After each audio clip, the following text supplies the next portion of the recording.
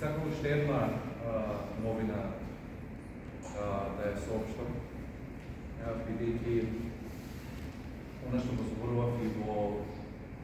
времето кога и не бев се уште министар за култура, како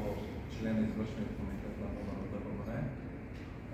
една од работите беше дека институциите, посебно театрите, ќе треба да се донесе една реформа во начинот на финансирање,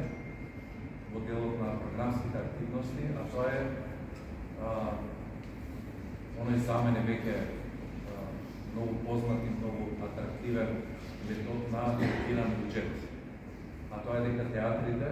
во суштина во текот на годината за наредната, речеме за 25-та година,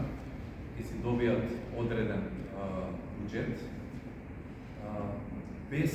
да конкурираат за наредната година. Всушност, како што функционираат и фестивалите, ќе го добијат буџетот, ќе ги реализираат своите програми, а потоа на крајот на годината ние како Министерство за култура со нашите тимови ќе вршиме евалуација на проектите кои што се изработени, колку карти се продадени на колку фестивали во театар, какви успеси има доживеано,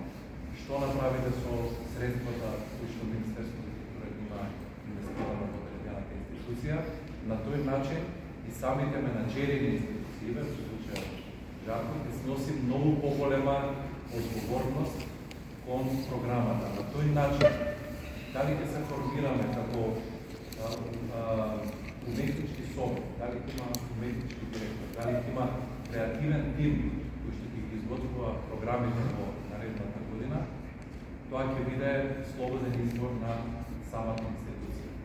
Ние како Министерство за култура на крајот на годината ќе следиме овој процес и во однос на тоа како е завршена работата, така ќе биде и буџетот за наредната, да речеме,